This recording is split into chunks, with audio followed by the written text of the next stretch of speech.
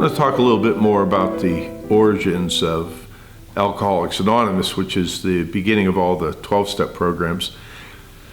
There's a man named Roland Hazard. He was a very successful banker, but he had a terrible problem with alcohol. So much so that he actually went to Europe under the great psychiatrist Carl Jung. You're pretty desperate when you go to find the greatest psychiatrist today, second only to Freud in European history. But anyhow, what Jung did is he worked with him for a while, and Hazard still continued to get drunk. And finally, he called him in, and Carl Jung said to him, look, I've worked with people who've had alcohol problems before, but never with somebody of your type. I can't do anything. I just am at the end of my resources with you, and I just can't continue this. And of course, Roland Hazard said, well, isn't there any hope? And he says, well, yes, you need a vital spiritual experience. You need a spiritual experience. And Roland, kind of perked up and said, well, I go to church. And he said, well, that's not going to actually work. We said, well, what do you suggest?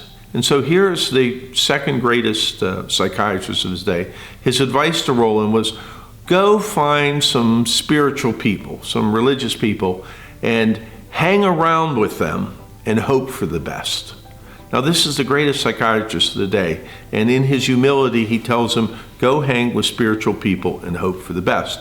Roland Hazard did that. He actually connected with Sam Shoemaker, and Sam Shoemaker introduced him to this Oxford group, which was kind of a simple Christianity with the whole idea of turning your life over to God. You would check each other, you would talk to one another, you'd support one another, you'd challenge one another. And Roland stayed sober. Eventually what happened, he was in New England, where there was another drunk who was so drunk that he was out there with a shotgun shooting birds off the top of his cabin, thinking that they were ruining the paint job that he had just done. And of course what happens is he got arrested and he goes to jail, and he brought a friend with him, Roland did, and they advocated, please give us this guy back. His name was Ebby Thatcher, and we'll work with him. And he was from New York too, and he brought him back, and Ebby ended up getting sober. How did they get sober? They didn't have a 12-step program.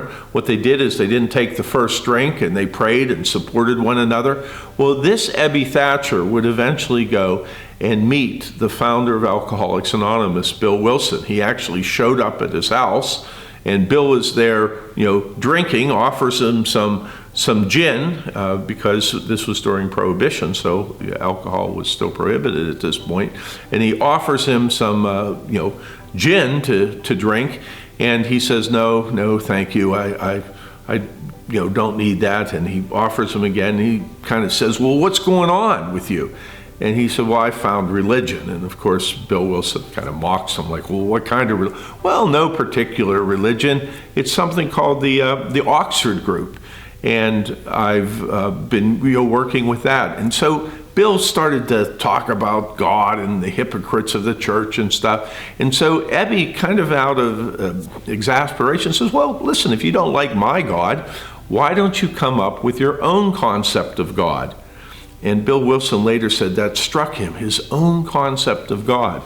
Eventually what would happen is Ebby would leave, and he'd invite him to come down to this kind of like camp meeting down at Calvary Church, that people would come in on the street and somebody would talk about Jesus. Well, on his way there, of course, what happens is that Bill Wilson ends up at a bar, he gets drunk, and in the middle of this drunken episode, a guy who's from Finland starts talking about how he's a fisherman, and he said all of a sudden it struck him something about fishers of men, and he remembered he was supposed to go down there to this Calvary Chapel, and he made his way there, and completely drunk and out of his mind, they did an altar call, and Bill Wilson went up for an altar call and turned his life over to God.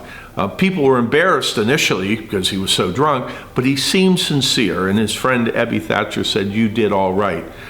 2 days later, Bill would go into his final hospitalization. Dr. Silkworth, who was starting to think that alcoholism was actually a disease, he's the man that gave us the information and the research to realize that this actually is a disease. It's not just some moral failing that people drink, but that there's actually something physiologically happen. Told Bill's wife Lois, listen, he drinks anymore, you're going to have to put him in a sanitarium. And what happened with Bill Wilson is that Bill is there in the hospital feeling desperate, and while he was in that bed, he screamed out, God, I am willing to do anything, anything. And in Bill's own words, a light burst in the room, and a wind not of air, but of the Spirit lifted him to the top of the mountains. And at last, he knew the God of the preachers. And it subsided.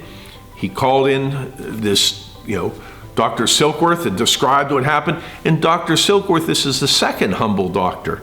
He says, well, Bill, I don't know too much about this religion stuff because I'm a man of science, but whatever you have is better what you had.